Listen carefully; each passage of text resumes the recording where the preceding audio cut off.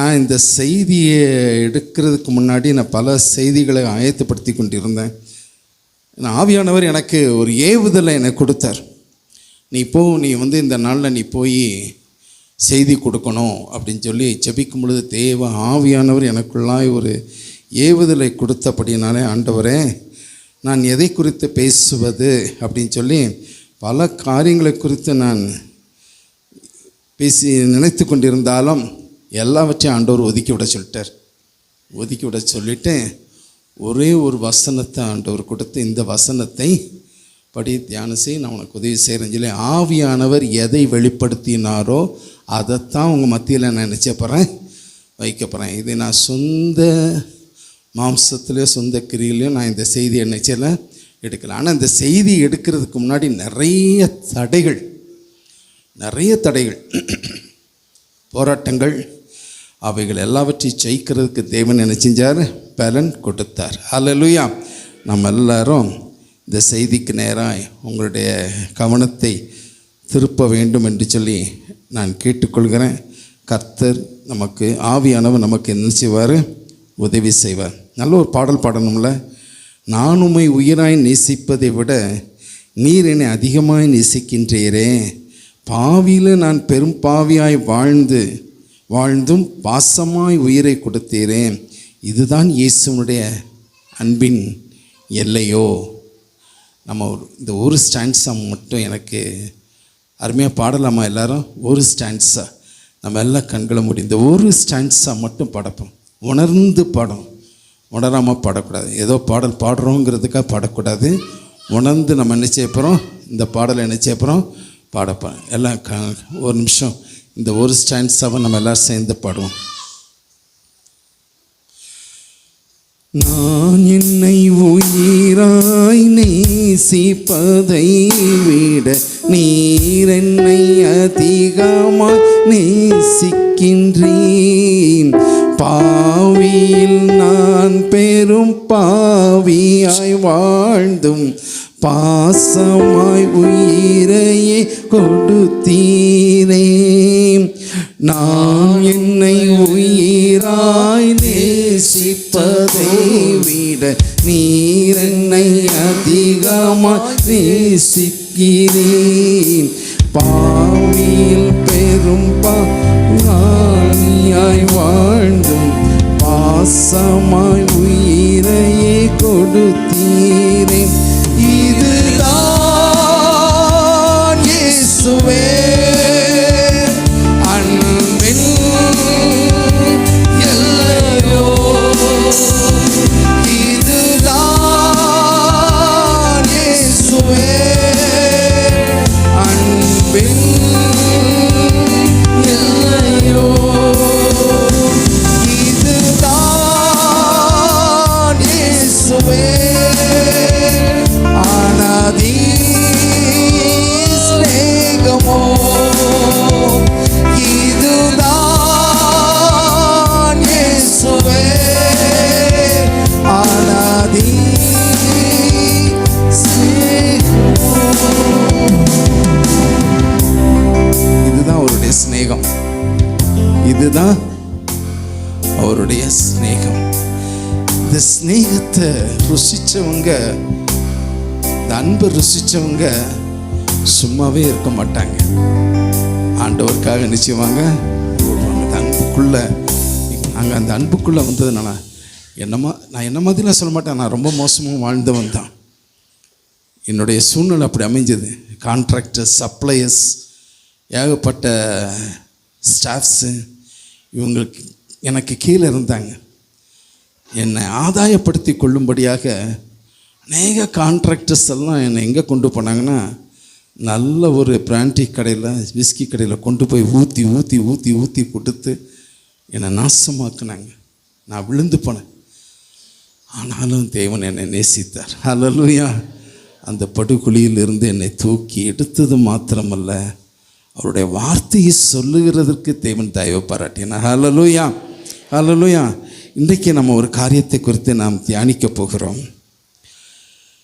எந்த வசனத்தை குறித்துனா, அப்போஸ்தலர் நடவடிக்கையின் புஸ்தகம் 10வது அதிகாரம் அப்போஸ்தலர் நடவடிக்கையின் புஸ்தகம் 10வது அதிகாரம் 38வது வசனத்தை நான் வாசிக்கிறேன். நசரேயனாகிய இயேசுவை தேவன் பரிசுத்த ஆவியினாலும் வல்லமையினாலும் அபிஷேகம் பண்ணினார். தேவன் அவரோடு கூட இருந்தபடியினாலே அவர் நன்மை செய்கிறவராயும் பிசாசின் வல்லமையில் அகப்பட்ட யாவரையும் அவர் குணமாக்குகிறவராயும் அவர் சுற்றி திரிந்தார். பிதாவாகிய தேவன் இயேசுவை பரிசுத்த ஆவியினாலும் வல்லமையினாலும் அபிஷேகம் பண்ணினார். இதை உறுதிப்படுத்துறதற்கு, இந்த வசனத்தை சொல்லுகிறது உறுதிப்படுத்துறதுக்கு அருமையான சகோதரர் பாடும் பொழுது அந்த அபிஷேகத்தை குறித்து அவர் என்ன செஞ்சார்? பாடினார். அப்போ தான் நான் உறுதிப்படுத்தினேன், ஆண்டவரே நீர் உறுதிப்படுத்துறதுக்காக இந்த கவனத்தை எனக்கு கொண்டு வந்திருக்கிறீங்க. அப்போ ஆண்டவர் உங்களை என்ன செய்ய போகிறார்னா அபிஷேகத்தில் நிரம்பி வழியை செய்ய போகிறார். எத்தனை பேர் விசுவாசிக்கிறீங்க? அப்போ இயேசுவுக்கு அபிஷேகம் தேவையா அப்படின்னு கேட்டால், அவர் மாம்சத்தில் இருந்தபடியினால, நம்மை போல இரத்தமும் மாம்சமும் உடையவராக இருந்தபடியினால பிதாவாகிய தேவன் அவர் வல்லமையினால் பரிசுத்த ஆவியினால் அவரை அபிஷேகம் பண்ணினார். இதைத்தான் இயேசு கிறிஸ்து அவர் வாழ்ந்த நாட்களில் லூக்காஸ் எழுதிய சுவிசேஷம் 4வது அதிகாரம் 18வது வசனத்தில் அவர் ஒரு வார்த்தை சொல்கிறாரு, கர்த்தருடைய ஆவியானவர் என் மேலே இருக்கிறார். கர்த்தருடைய ஆவியானவர் என் மேலே இருக்கிறார். தரித்திரருக்கு சுவிசேஷத்தை பிரசங்கிக்கும்படி என்னை அபிஷேகம் பண்ணினார். இருதயம் நறுங்குண்டவர்களை குணமாக்கவும், சிறைப்பட்டவர்களை விடுதலையையும், குருடர்களுக்கு பார்வையும் பிரசித்தப்படுத்தவும், ஒழுங்குண்டவர்களை விடுதலையாக்கவும் அப்படி சொல்லி அவர் என்னை அபிஷேகித்தார். கர்த்தருடைய ஆவியானவர் என் மேலே இருக்கிறார். இதை 400 வருஷத்துக்கு முன்பாகவே ஏசாயா தீர்க்க தரிசனம், ஏசாயாவுக்கு தேவன் ஒரு தீர்க்க தரிசனமான வார்த்தையை கொடுத்தார். அதை ஏசாயாவின் புஸ்தகம் 61வது அதிகாரம் 1லிருந்து 4வது வசனத்தை வாசித்து பார்த்தோம் சொன்னால், ஏசாயாவின் புஸ்தகம் 61வது அதிகாரம் 1லிருந்து 4வது வசனத்தில் இதையே ஆண்டவர் அவர் வெளிப்படுத்தியிருக்கிறார். கர்த்தராகிய தேவனுடைய ஆவியானவர் என் மேல் இருக்கிறார். சிறுமைப்பட்டவர்களுக்கு சுவிசேஷத்தை அறிவிக்க கர்த்தர் என்னை அபிஷேகம் பண்ணினார். இயேசு கிறிஸ்துவை குறித்து முன்னமே ஏசாயா தீர்க்கதரிசி மூலமாக தேவன் என்ன செஞ்சிருக்கிறாரு? ஒரு வெளிப்பாட்டை இங்கே கொடுத்திருக்கிறதை பார்க்கணும். அதைத்தான் இயேசுவும் என்ன செய்கிறாரு? உறுதிப்படுத்தி இருக்கிறதை நம்ம பார்க்கணும். அப்போ ஆவியானவர் என் மேலே இருக்கிறார். அவர் என்னை அனுப்பினார். அப்போ என்னை அனுப்புகிறதற்கு தேவனுக்கு ஒரு நோக்கம் உண்டு. அப்போ அந்த அபிஷேகம் எதை செய்கிறது அப்படி சொன்னால், 1 யோவான் 1வது அதிகாரம் 1வது அதிகாரம் 27வது வசனத்தை வாசித்து பார்த்தீங்கன்னா, அபிஷேகம் என்ன செய்யுதுன்னா சகலவற்றையும் போதிக்கிறது. நமக்கு அபிஷேகம் இருந்தால் அந்த அபிஷேகமே நமக்கு என்ன செய்தான்? சகலவற்றையும் போதிக்கிறது. நீ காலையில் எத்தனை பேர் ஜெபம் பண்ணிட்டு வந்தீங்க? எத்தனை பேர் பைபிள் ரைட் பண்ணிட்டு வந்தீங்க? இந்த மாதிரி கேள்வியெல்லாம் தயவுசெய்து கேட்காதீங்க அப்படின்னு சொல்லாதீங்க. நாங்கள் கேட்போம். ஒவ்வொரு நாளும் என்ன செய்யணும்? வார்த்தைக்கு நீங்கள் முக்கியத்துவம் கொடுக்க வேண்டும். வசனத்துக்கு முக்கியத்துவம் கொடுக்க வேண்டிய தம்பி சொல்லும்போது சொன்னார், கடன் வாங்காதீருங்க, கடன் வேண்டாம், அது ஒரு பெரிய நுகத்தடி. 2வது கஞ்சா, போதை, குடி, இதெல்லாம் ஒரு பெரிய நுகத்தடி. நாங்கள் இருக்கிற இடத்துல அதுதான் ரொம்ப ஃபேமஸ். நாங்கள் இருக்கிறோம்ல, இப்போ எங்கள் வீட்டில் குடி இருக்கிறோம்ல, மார்ஷலுக்கு, என் பையன் மார்ஷலுக்கு தேவன் அதை தான் தரிசனமாக காமிச்சார். அந்த இடத்த தான் ஆக்சுவலாக அந்த இடத்துக்கு நான் வரமாட்டேன்னு பிடிவாதமாக நின்னேன். அவன் இந்த இடம்தான் தேவன் என்னை காமிக்கிறான்னு சொல்லி அந்த இடத்துல பார்த்தீங்கன்னா ஒவ்வொரு நாளும் கஞ்சா அடிக்கிறவங்க, போதைக்கு அடிமையானவங்க ஃபுல்லாக. இது யாரை பயன்படுத்துகிறாங்கன்னா சின்ன பிள்ளைகளை, சின்ன பசங்களை கஞ்சா விற்கிறதுக்கு அவங்க நினைச்சாங்க பயன்படுத்துகிறாங்க, கஞ்சா விற்கிறதுக்கு. அப்புறம் நாங்கள் அதுக்காக அதிகமாக பாரத்தோடு செபிக்க கர்த்தர் கொஞ்சம் கொஞ்சமாக அந்த காரியங்கள்லாம் விலகிட்டு போகிறத எங்களால் பார்க்க முடிகிறது. அநேகரை சுவிசேஷம் சொல்கிறதற்கு தேவன் நினைச்சிறாரு, கிருபை பாராட்டி இருக்கிறார். ஹல்லேலூயா. இப்போ அதிகமாக நம்ம செபிக்க வேண்டும். இதுக்கு பின்னாடி கஞ்சா விற்கிறது, போதை விற்கிறது, இதுக்கு பின்னாடி எது செயல்படுதுன்னா அசுத்த ஆவிகள் அது என்ன செய்யுது, செயல்படுது. அந்த ஆவிகளை நம்ம என்ன செய்யணும், கடிந்து கொள்ளணும். நீங்கள் மத்திய எழுதிய சுவிசேஷம் 12வது அதிகாரம் 28வது வசனத்தை வாசித்து பார்த்தீங்கன்னா அங்கே ஆண்டவர் தேவனுடைய ஆவியினாலே பிசாசை அவர் என்ன செஞ்சாராம், துரத்தினார். தேவனுடைய ஆவியினாலே அவர் பிசாசை என்ன செஞ்சாராம், துரத்தினார். இயேசு கிறிஸ்து தேவனுடைய ஆவியினாலே பிசாசை துரத்தினார். அதனால் துரத்துகிற அப்படினாலே தேவனுடைய ராஜ்யம் உங்களுக்குள்ளே வந்திருக்கிறதே. அடுத்தது பார்த்தீங்கன்னா மத்திய 8வது அதிகாரம் 16வது வசனத்தை வாசித்து பார்த்தோம்னா அசுத்த ஆவிகளை தேவன் வார்த்தையினால் துரத்தினார் என்று சொல்லி நம்ம வாசிக்கிறோம்.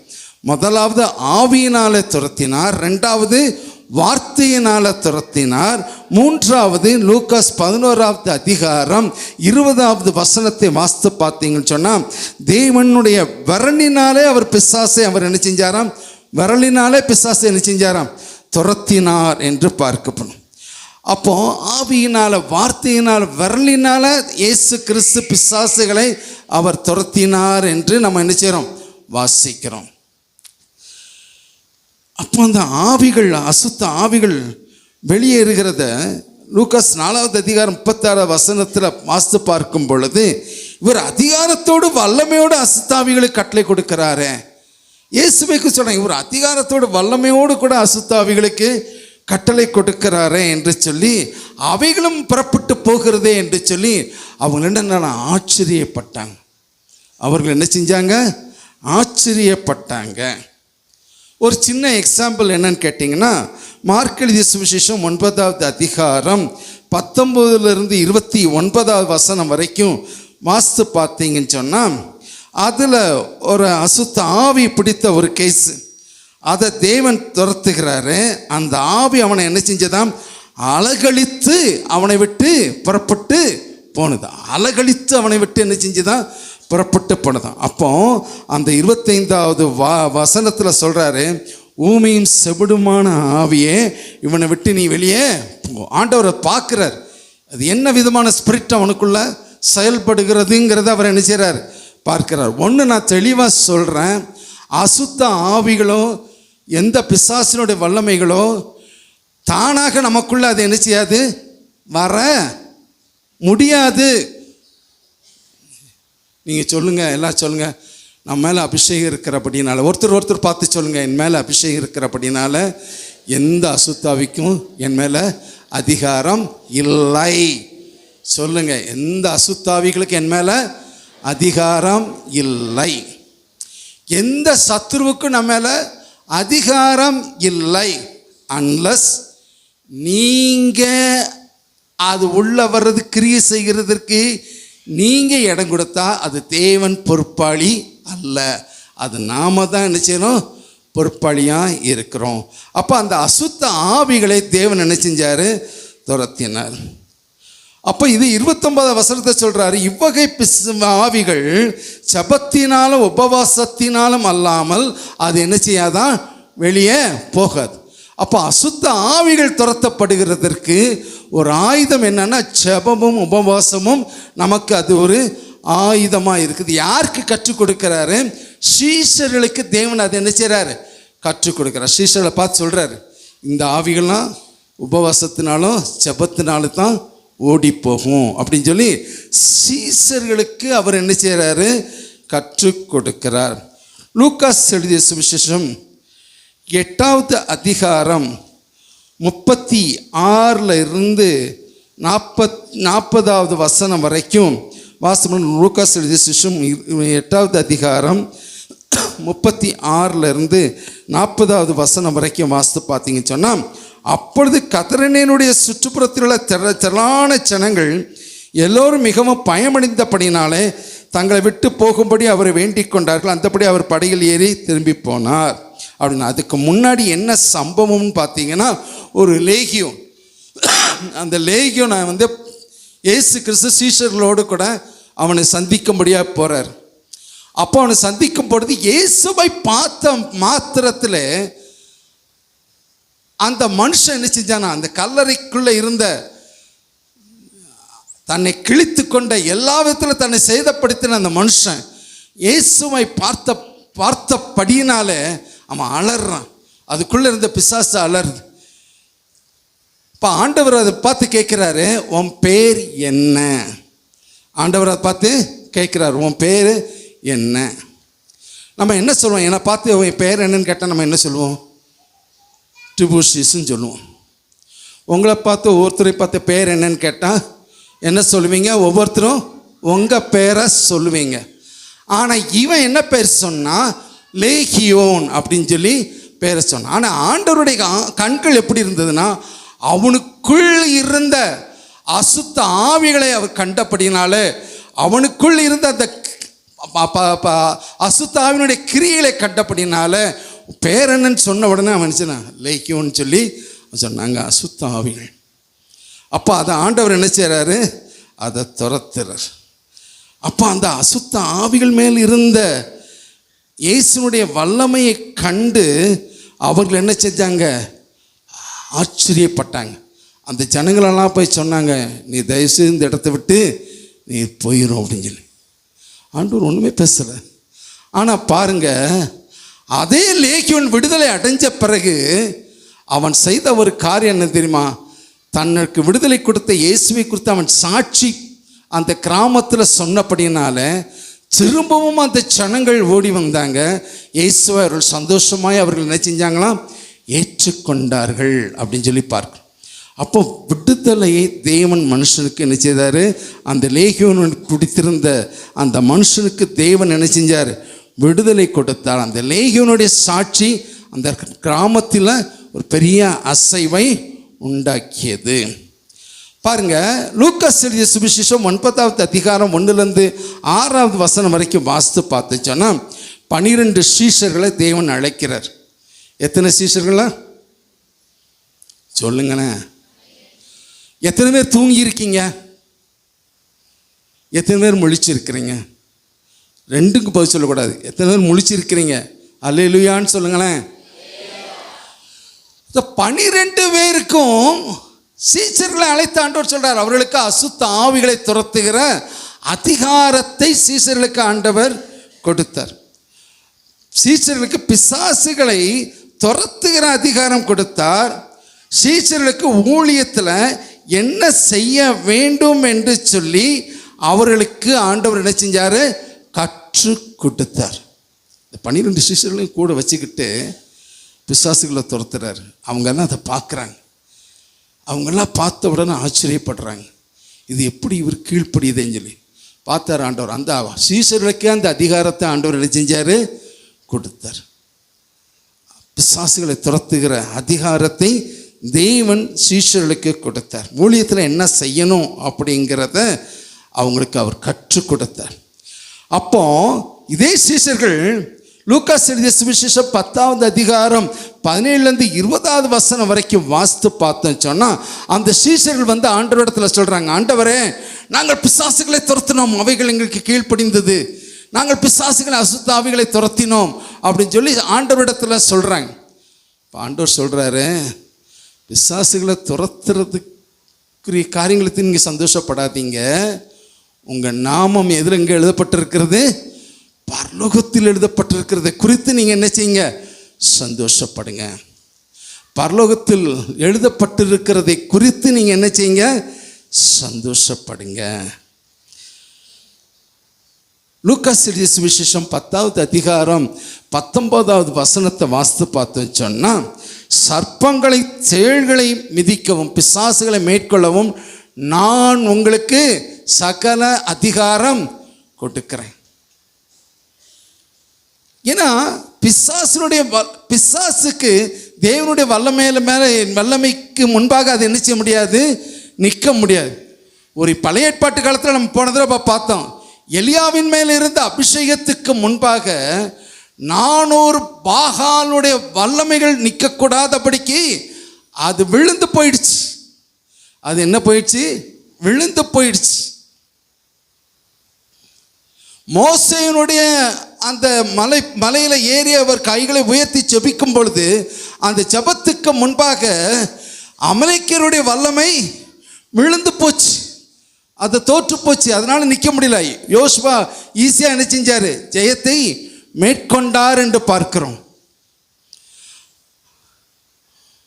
ஒரு ஆகானுடைய வல்லமை, அவனுக்குள்ளாய் கிரியை செய்த அந்த பிசாசனுடைய வல்லமை, யூத குலத்தையே அழிக்க வேண்டும் சொல்லி அவன் திட்டமிட்டு வைத்திருந்த எல்லா பிசாசனுடைய வல்லமை எஸ்தரும் அவளோடு கூட இருந்தவர்களும் அந்த யூத ஜனங்களும் மொர்தெகாயும் ஜெபித்த பொழுது அந்த ஜெபத்துக்கு முன்பாக ஆகானுடைய வல்லமை தோற்று போனது, பிசாசனுடைய வல்லமை தோற்று போனது. ஆண்டவர் அதான் சொல்றாரு, திருடன் கொல்லவும் அழிக்கவும் வருகிறானன்றி வேறு ஒன்றுக்கும் வரான், நானோ ஜீவன் கொடுக்கவும் அது பரிபூர்ணப்படவும் நான் இந்த உலகத்திற்கு வந்தேன். அவர் வந்து சொல்றாரு, ஜீவன் கொடுக்கவும் பரிபூர்ணப்படவும் நான் இந்த உலகத்திற்கு வந்தேன். இந்த பிசாசுகளை துரத்துகிற அதிகாரத்தை யூதாசும் என்ன செஞ்சான்? பெற்றுக்கொண்டான். யூதாசு வந்து 12 சீஷர்களோட தானே கூட இருந்தானா இல்லையா?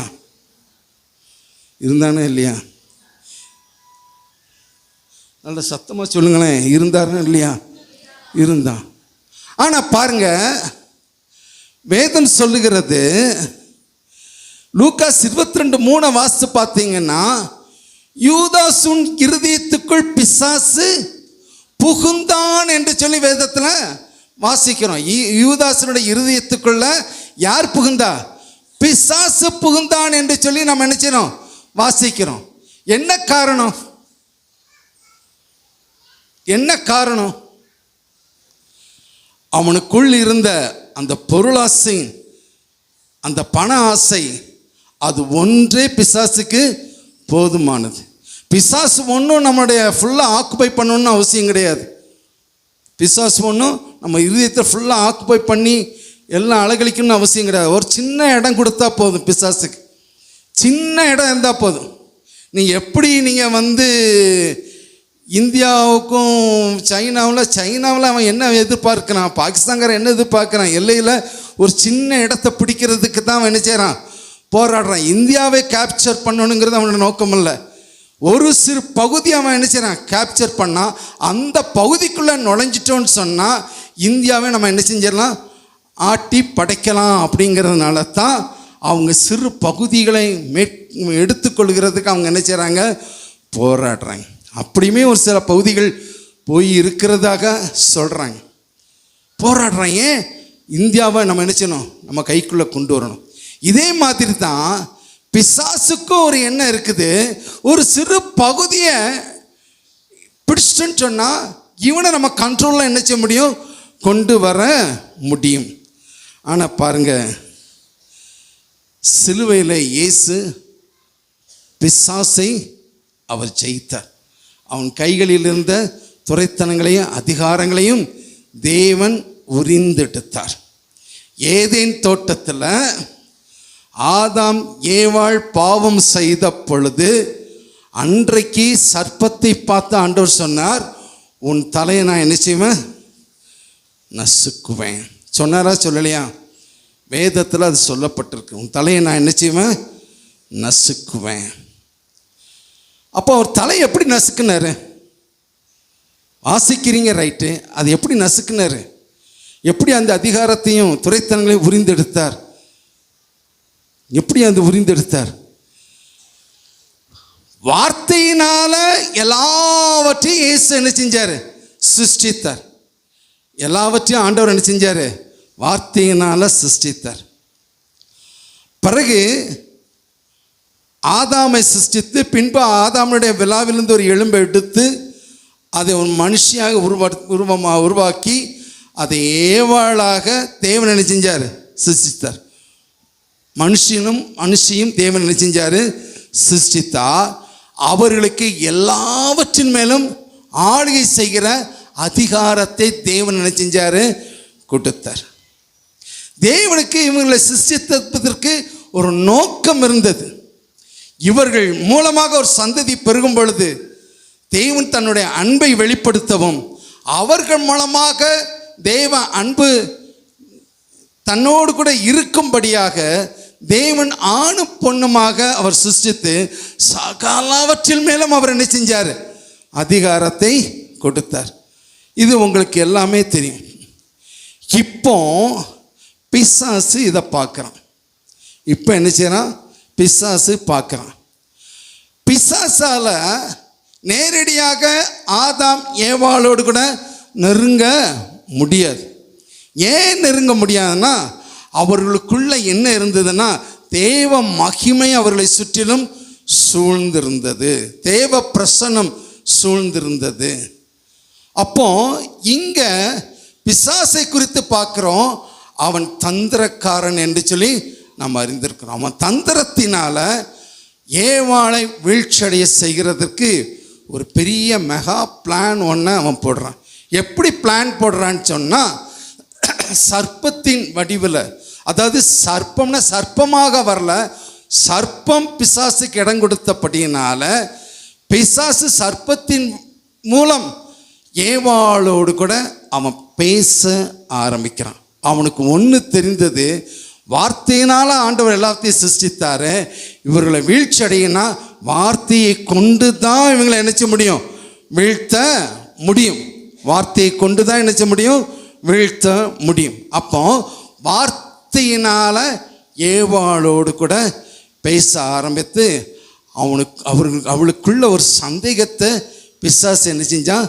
விதைக்க ஆரம்பித்தான். இதெல்லாம் அவங்களுக்கு எல்லாமே தெரிந்த விஷயந்தான். இதை எலாபரேட்டாக சொல்லணுங்கிறது அவசியம் கிடையாது. இப்போ வார்த்தையினால் பிசாசு சோதித்தபடினால வார்த்தையினால் ஏவாள் விழுந்து போனான். அதோட ஆதாமும் என்ன செஞ்சான்? விழுந்து போனான். இப்போ ரெண்டு பேருக்குள்ள என்ன புகுந்தது? பிசாசு உள்ள புகுந்ததுனால அவர்கள் தாங்கள் நிர்வாணி என்பதை அன்றைக்கு உணர்ந்தாங்க. அவர்களுக்குள் இருந்த தேவ மகிமை அவர்களை விட்டு விலகிடுச்சு, தேவ பிரசன்னம் அவர்களை விட்டு விலகிடுச்சு. தேவ பிரசன்னம் அவர்களை விட்டு விலகினதுனால தான், பாவம் அவர்களை கரைப்படுத்தினபடினால தான் அவர்கள் என்ன தாங்கள் நிர்வாணிகளாக இருக்கிறோம் என்று சொல்லி தோட்டத்தில் மரத்துக்கு கீழே ஒளிந்து கொண்டார்கள். அவர்கள் மரத்தின் இலையை கொண்டு தங்களுக்கு ஆடையாய் அணிவித்தார்கள். அது எவ்வளோ நேரம் நிற்கும்? எவ்வளோ நேரம் நிற்கும்? ஒவ்வொரு நாளும் மரத்து இலையை பறித்து ஒரு அரை மணி நேரத்துக்கு ஒரு தடவை கட்டிக்கிட்டே இருக்க முடியுமா? வாடி போயிருப்பில்ல, வாடி போகுமா போகாதா? விந்து போகும்ல. அப்புறம் நினச்சோம் மறுபடியும் இலையை பறித்து செஞ்சுக்கிட்டே இருக்கணும், கட்டிக்கிட்டே அலைய வேண்டியதுதான். ஆண்டவர் என்ன செஞ்சார்? அவங்க மேலே இறக்கப்பட்டு நமக்கு ஒரு வெளிப்பாட்டை கொடுக்கணுங்கிறதுக்காக ஒரு மிருகத்தை அடித்து தோலை அவர்களுக்கு ஆடையாய் கொடுத்தார். இது பிற்காலத்தில் வரக்கூடிய ஒரு வெளிச்சத்தை தேவன் தன்னை பலியாக ஒப்பு கொடுக்க போகிறோம் என்கிறதுக்கு அடையாளமாக ஒரு மிருகத்தை பலி கொடுத்து அதன் மூலமாக ஆதாம் ஏவாளுக்கு ஆடையாய் தேவன் என்ன செஞ்சார்? கொடுத்தார் என்று பார்க்கிறோம். ஹல்லேலூயா. இப்போ இது நடந்துகிட்டு இருக்குது. சர்ப்பந்தான் தங்களை வஞ்சித்தது என்பதை அறிந்திருக்கிறபடினால சர்ப்பத்தை பார்த்து சொல்றாரு, உன் தலையை நான் என்ன செய்வேன்? நசுக்குவேன். தலையை நான் என்ன செய்வேன்? நசுக்குவேன். இப்போ எகிப்தில் ஜனங்கள் அடிமைப்பட்டு போனாங்க. எகிப்தில் ஜனங்கள் என்ன செஞ்சாங்க? அடிமைப்பட்டு போனாங்க. அவங்கள விடுவிக்கிறதுக்கு மோசையும் ஆரோனையும் தேவன் என்ன செய்கிறாரு? அனுப்புகிறார். இதெல்லாம் நீங்கள் வாசித்து பாருங்க. மோசையை தேவன் என்ன செஞ்சார்? அனுப்பினார். அனுப்பும் பொழுது மோசேயிடத்துல சொல்கிறாரு, பார்வோன் ஒன்றத்தில் ஒரு காரியம் செய்வான் அப்படின்னு சொல்லிட்டு அவன் கையில் கோலை கொடுக்குறாரு. அந்த கோல் யார் கையில் இருக்குது? ஆரோனின் கையில் இருக்குது. ஆர்வன் என்ன செய்யறான்? அந்த பார்வனுக்கு முன்னாடி இருந்து கோலை எங்கே போட்டான்? தரையில் போட்டான். தரையில் போட்டானா? அட சொல்லுங்களேன், அது என்னமா மாறிச்சு? பாம்பா மாறிச்சா? உடனே மந்திரவாதிகளும் என்ன செஞ்சாங்க, அவங்களும் தங்கள் கையில் கோலை கீழே போட்டாங்க. அது என்னவா மாறிச்சு, பாம்பா மாறிச்சு. இந்த சின்ன பிள்ளைகளை கொஞ்சம் கண்ட்ரோல் பண்ணணுமே.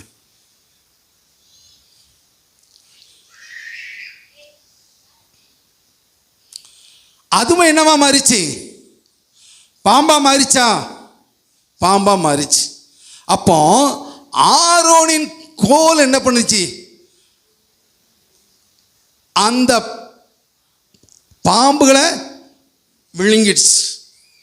அவங்களும் கோலை போட்டாங்க. அத்தனை கோல்களையும் ஆரோனில் போட்ட கோல் விழுங்கியது அப்படின்னு சொல்லி நம்ம வாசிக்கிறோம். அது விழுங்கிடுச்சா, அவ்வளவு என்ன செஞ்சது, விழுங்கிடுச்சு. இப்போ மந்திரவாதி கையில் என்ன இல்லை, கோல் இல்லை. அப்போ அந்த கோல்லாம் எங்கே போய் இருக்கு, எங்கே இருக்கு, கீழப்பட்ட கோல்லாம் எங்கே இருக்கு, ஆரோனுடைய கோலுக்குள் இருக்கிறது. இப்போ கீழப்பட்ட பாம்பினுடைய சர்ப்பத்தினுடைய கிரியெல்லாம் எங்கே வந்துருச்சு, ஆரோனுடைய கோலுக்குள் வந்துருச்சு. அதற்கு பிறகு பார்த்தீங்கன்னா மந்திரவாதிகள்லாம் என்ன பண்ணாங்க, கோல் இல்லை, ஆனால் அவங்க கையை நீட்டுவாங்க, பேசுவாங்க. அதுக்கப்புறம் தான் சகல காரியங்களும் நடந்தது. இப்போ இது ஃபஸ்ட்டு ஒரு இன்சிடெண்ட்டை நம்ம பார்க்குறோம். ரெண்டாவது ஒரு இன்சிடெண்ட்டை பார்க்குறோம்.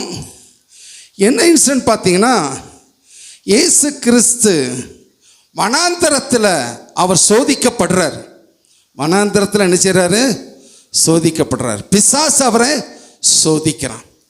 இப்போ என்ன செஞ்சான், ஏதேன் தோட்டத்தில் எந்த வார்த்தையை கொண்டு ஏவாளை வஞ்சித்தானோ அதே போல இயேசுவையும் வஞ்சிக்க முடியும் என்று சொல்லி அந்த வனாந்திரத்தில் 40 நாள் உபவாசம் இருந்து வந்த இயேசுவை வார்த்தையோடு கூட அவன் என்ன செய்றான், இடைப்பட ஆரம்பிக்கிறான். மனுஷன்,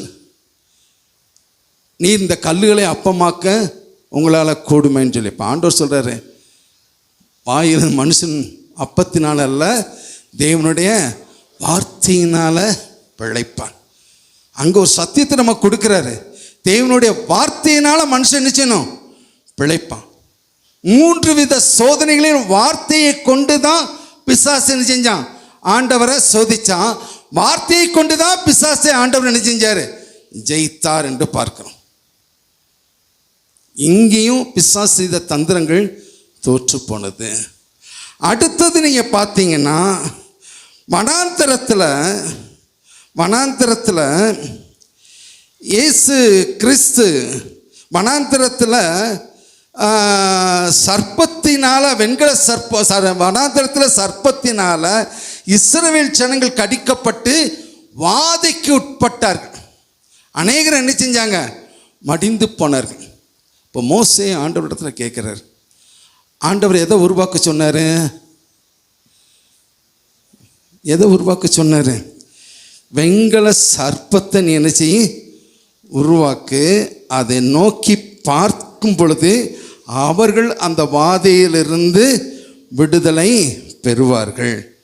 வெண்கல சர்ப்பத்தை யார் பார்க்குறாங்களோ அவர்கள் அதிலிருந்து விடுதலை பெறுவார்கள். இந்த வெண்கல சர்ப்பத்தை குறித்து என்னாகமம் 21வது அதிகாரம், தம்பி கொஞ்சம் இங்கே வார்த்தை இங்கே கவனிக்கணும் சரியா, நான் முக்கியமான செய்தியை நான் கொடுத்துக்கிட்டு இருக்கிறேன். நீங்கள் உங்களுக்குள்ளே பேசுகிறதுக்கோ சிரிக்கிறதுக்கோ இங்கே வராதிங்க. செய்தியை கொஞ்சம் கவனிங்க, வார்த்தையை கவனிங்க. இந்த வார்த்தை எவ்வளோ முக்கியமானதுங்கிறது அப்புறம் தான் புரியும் சரியா. என் கவனம் அது திசை திருப்புது, தயவுசெய்து திசை திருப்பிடாதீங்க. செய்தி கேட்கலையா, அமைதியாக உட்காந்துருங்க. அப்போ இந்த வெண்கல சர்ப்பத்தை குறித்து என்னாகமம் 21வது அதிகாரம் 6லேருந்து 9வது வசனத்திலும், யோவான் எழுதிய சுவிசேஷம் 3வது அதிகாரம் 14வது வசனத்தில் இந்த வெண்கல சர்ப்பத்தை குறித்து நம்ம என்ன செய்யறோம் பார்க்கிறோம்.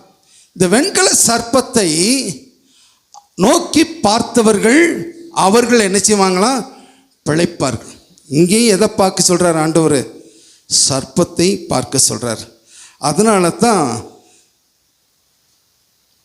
சர்ப்பத்தை குறித்து பார்ப்போம். யோவான் 3:14 வாசிங்க. யோவான் 3:14 வாசித்து பார்த்தீங்கன்னா, யோவான் 3:14 அதை வாசிக்கிறோம்.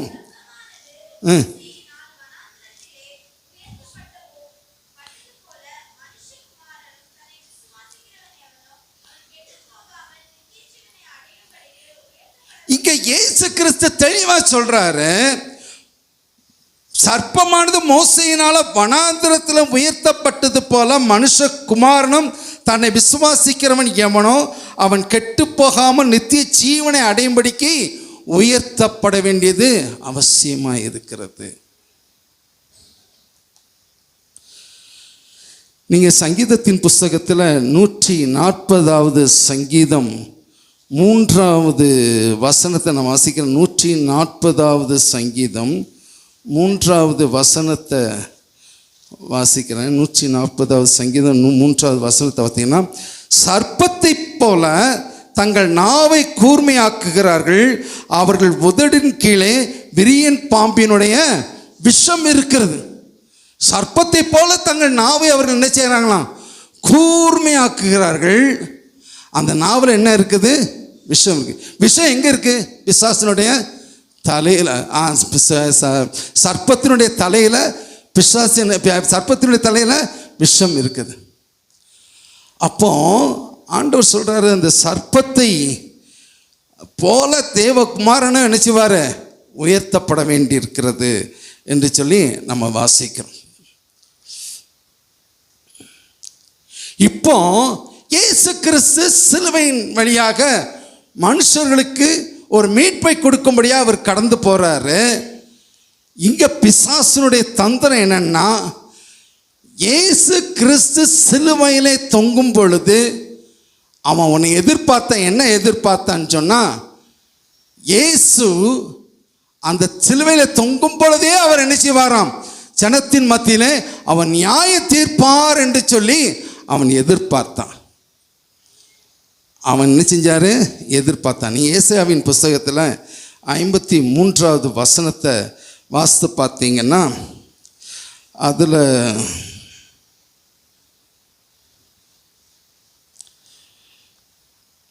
அவர் வாயை திறவாத ஆட்டை போல இருந்தார் என்று சொல்லி நம்ம வாசிக்கிறோம். அதில் என்ன எங்கே வருதுன்னு பாருங்கள்.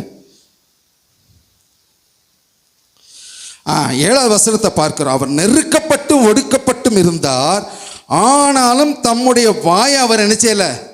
திறக்கலை. தன்னுடைய வாயை திறக்கலை. அடிக்கப்படும்படி கொண்டு போகப்படுகிற ஒரு ஆட்டுக்குட்டியை போலவும் தன்னை மயிர் கத்திரிக்கிறவனுக்கு முன்பாக சத்தமிடாது இருக்கிற ஒரு ஆட்டை போலவும் அவர் தம்முடைய வாயை அவர் என்ன செய்யலாம்? திறக்கவே இல்லை. ஆனால் அவர் வாயை திறக்க வைக்கிறதுக்கு தான் பிசாசு அவ்வளவு போராட்டங்களையும் அவன் கொண்டு வந்தான். வலப்பக்கத்தில் இடது பக்கத்தில் இருந்த கல்வன் மூலமாக சில காரியங்களை அவன் பேசி பார்த்தான். எல்லாரும் காரியம் விழுந்து பார்த்தாங்க, எல்லாம் செழிஞ்சு பார்த்தாங்க. ஆண்டவர் ஒரே வார்த்தையில் வார்த்தையை அவர் என்ன செஞ்சார்? பிதாவே, இவர்கள் அறியாமல் செய்கிறார்கள், இவர்களுடைய பாவங்களை மன்னி. அப்பமே பிசாசுக்கு என்ன விழுந்துருச்சு? அடி விழுந்தது. இப்போ நான் முதல்ல சொன்னேன், கோலுக்கு எல்லா மந்திரவாதி கோலுக்கில் இருந்த எல்லா அதிகாரமும் யார் கையில் வந்துருச்சு? ஆரோனின் கோலுக்குள்ள வந்தது. சர்ப்பத்தினுடைய கிரியெல்லாம் எங்கே வந்துருச்சு? ஆரோனுடைய கோயிலுக்குள்ள வந்தது. அதே போல தேவனுக்கு முன்பாக இருந்த எல்லா சர்ப்பத்தினுடைய வல்லமைகள் எல்லாம் அது மாம்சத்தில் இயேசு கிறிஸ்துவின் மாம்சத்தில் போராடும்படியாக அவைகளெல்லாம் வந்த பொழுது அதன் கிரியெல்லாம் என்ன செஞ்சார்? ஆண்டவர் நொறுக்கினார். எப்படி நொறுக்கினார்? வாயவே ஆண்டவர் என்ன செய்யலை? திறக்கலை. எதையும் நியாய தீர்க்கலை, யாரையும் நியாய தீர்க்கலை. அவன் நியாய தீர்க்காம அவர் மௌனமாக இருந்தபடியினால பிசாசு அங்கே எல்லா விதத்திலையும் அவன் தோற்று போனான். ஹல்லேலூயா, ஹல்லேலூயா. சந்தோஷமாக சொல்லுவீங்கன்னு பார்த்தேன். அப்பவும் துக்க முகத்தோட சோகத்தோடு தான் இருக்கிறீங்க. ஞாயிற்றுக்கிழமை அதிகமாக சோகத்தோடு இருக்கிறீங்களா? பாருங்க, அவனுடைய கிரியெல்லாம் என்ன செஞ்சது? அதைத்தான் அவன் ஆரோனின் கோலில் நம்ம அதை பார்க்கிறோம், அதைத்தான் வனாந்தரத்தில் பார்க்கிறோம், அதைத்தான் தேவன் சோதிக்கப்படும்போது பார்க்கிறோம். அதுக்கு தான் அந்த வார்த்தையை ஆண்டவர் சொல்றாரு, தேவனுடைய வசனத்தினால மனுஷன் என்ன செய்வான்? பிழைப்பான் என்கிற அந்த சத்தியத்தை தேவன் என்ன செஞ்சார்? வெளிப்படுத்தினார். அருமையான தேவச்சனமை ஒன்று நீங்கள் புரிஞ்சுக்கொள்ளுங்க. உங்களுக்குள்ள வர்ற பிரச்சனை போராட்டங்கள்லாம் காரணம் என்னன்னு கேட்டால் உங்கள் வாயின் வார்த்தைகள் தான். உங்கள் வாயினால் வார்த்தையினால தான் நீங்கள் என்ன செய்கிறீங்க? பிசாசுக்கு நீங்கள் என்ன செஞ்சிடுறீங்க? இடம் கொடுத்துட்றீங்க. இதெல்லாம் எப்போ நடக்கு தெரியுமா? இயேசு கிறிஸ்து சிலுவைக்கு முன்பாக இவ்வளவு நிகழ்ச்சிகளும் நடந்திருக்குது. இயேசு கிறிஸ்து சிலுவையில் பிசாசை ஜெயித்தாரு. அவனுடைய துரைத்தனங்கள் அதிகாரங்களாம் உரிந்தெடுக்கப்பட்டது. பெந்தெகோஸ்தே நாளில் ஆவியானோட அபிஷேகம் நம்ம மேலே இருக்கிறது. அந்த ஆவியானவர் பலமாய் நமக்குள்ள என்ன செஞ்சிருக்கிறாரு? தங்கி வாசம் பண்ணுகிற அந்த ஆவியானவருக்குள்ள இருக்கிற வல்லமை, அந்த ஆவியானவருக்குள்ள இருக்கிற அபிஷேகம் நம்ம மேலே இருக்கிறபடினால பிசாசு நம்மளை என்ன செய்ய முடியாது? நெருங்க முடியாது. ஆனால் எப்போ நம்ம இடம் கொடுக்குறோம் தெரியுமா? எப்போ இடம் கொடுக்குறோன்னா நம்ம வார்த்தையினால தான் நம்ம இடம் கொடுக்குறோம். அதனால தான் வார்த்தைகள்லாம் நம்ம என்ன செய்யணும்? கவனமாக இருக்கணும். ஆண்டவர் வார்த்தையை குறித்து நிறைய இடத்துல தாவீதே சொல்கிறார், ஆண்டவரே என் நாவுக்கு கடிவாளத்தையும் என் உதட்டுக்கு காவலையும் வைத்திடணும். என் உதட்டுக்கு காவல் வைத்திடணும். யாரை பயன்படுத்தணும்? ஒரு ஆளை விளத்தாட்டம் பண்ணணும், இன்னொரு ஆளை கொண்டு வார்த்தையை கொண்டு அவள் பேசுகிற அந்த வார்த்தையின் மூலமாகவே பிசாசு நமக்குள்ளே என்ன செஞ்சிருவான்? உள்ள புகுந்துருவான். அதனால தான் வார்த்தையில் கவனமாக இருக்க. நீங்கள் பேசுகிற ஒவ்வொரு வார்த்தைக்கு நீங்கள் என்ன கொடுக்கணும்? கணக்கு கொடுக்கணும். ஒவ்வொரு வார்த்தைக்கு நீங்கள் என்ன செய்யணும்? கணக்கு கொடுக்கணும். ஆண்டவர் சொன்னார், உலகத்தின் அதிபதி என்னிடத்தில் வருகிறான், அவன் மேல் அவனுக்கு என் மேலே எந்த அதிகாரமும் இல்லை. உலகத்தின் அதிபதியான பிசாசு உங்கள் மேலே அதிகாரம் இருக்கக்கூடாது. அந்த அதிகாரத்தை தேவன் உரிந்தெடுத்துட்டாரு. என்றைக்கு நம்ம அதிகாரத்தை கொடுக்குறோம், நீங்களா பிசாசை வான்னு சொன்னால் அதை உள்ள என்ன செஞ்சிடும்? வந்துடும். எல்லா பிசாசு பிடிச்ச கேஸப்புறம் பாருங்க, அழகா பிசாசு பேசும். நான் எங்கே இவளுக்குள்ள வந்தேன், அவன் என்னை கூப்பிட்டான், நான் என்ன செஞ்சேன்? உள்ளே வந்தேன். நான் எங்கே வந்தேன்? அவன் கூப்பிட்டான், நான் உள்ளே வந்தேன். அப்போ நம்ம என்ன செய்ய வேண்டியிருக்குது? வசனத்தின் மூலமாக அவர் வாயினால் அறிக்கை செய்கிறதற்கு, நான் இதை தப்பு செஞ்சேன், என்னை மன்னிங்க ஆண்டவரே அப்படி சொல்லி வசனத்தினால அவர் வாயில் அறிக்கை செய்யும் பொழுது அவருக்குள்ளே இருக்கிற பிசாசு என்ன செஞ்சிடும்? அது வெளியே ஓடி போயிடும். பிசாசு என்ன செய்ய முடியாது? நிற்க முடியாது. அதனால தான் இந்த பிசாசை துரத்துகிற உங்க என்ன சொல்லுவாங்கன்னா, அது அலகழிச்சிக்கிட்டே இருக்கும், பார்த்துக்கிட்டே இருப்பாங்க. கடைசி நினச்சவங்க அதை கூப்பிட்டு மனம் திருப்புதலுக்கான காரியத்தை அவங்க அதை சொல்லுவாங்க. அந்த சொல்லும் பொழுது, வசனத்தை சொல்லும் பொழுது, ஆவியானோட பலமாய் ஒரு மத்தியில் கிரியை செய்யும் பொழுது அந்த பிசாசு அந்த இடத்துக்குள்ளே நிற்க முடியாது. நான் ஏற்கனவே நிறைய காரியங்கள் உங்கள்கிட்ட சொல்லியிருக்கிறேன். என்னுடைய அனுபவத்தில் அதை நான் பார்த்துருக்கேன். நான் யார்கிட்ட ரொம்ப அதிகமாக கான்டாக்ட் இருந்துச்சுன்னா டாக்டர் கில்ஃபோர்ட் குமார் அவங்கள்ட்ட தான் அதிகமாக, அவரோட சேர்ந்து தான் அதிக இடத்துல ஊழியத்துக்கு நான் போயிருக்கிறேன். அவருக்கு ஒரு பெரிய கிருபை என்னன்னா, பிசாசுகளை துரத்துகிற கிருபை தான். அவர் பிசாசுகளை நேரடியாக அவர் பார்ப்பார். அந்த அனுபவத்துக்குள்ளே அவர் போகும்பொழுது என்னையும் அந்த அனுபவத்துக்குள்ளே அவர் என்ன செஞ்சார்? நடத்தினார். அவர் சொல்லுவார், இது இப்படிப்பட்ட பிசாசுகள் இப்படி தான் கிரியை செய்யும் தம்பி, இதை இப்படி தான் துரத்தணும் அப்படிம்பார். நான் ஒரு வீட்டுக்கு போயிருந்தேன். ஒரு வீட்டுக்கு போய் சொன்னான்னு தெரில, நான் திரும்பவும் சொல்கிறேன். ஒரு வீட்டுக்கு நான் போயிருந்தேன், செபிக்கும்படியாக அழைச்சாங்க. நான் போன உடனே அந்த வீட்டில் உள்ள அந்த அம்மா, அது விடோ, அது என்ன சொல்லிச்சுன்னா, அது ஒரு மலையாளி. ஆனால் என்கிட்ட சொல்லும்போது சொல்லிச்சு, நானும் இன்னொரு நண்பரும் போயிருந்தோம், ஒரு பிரதரும் போயிருந்தோம்.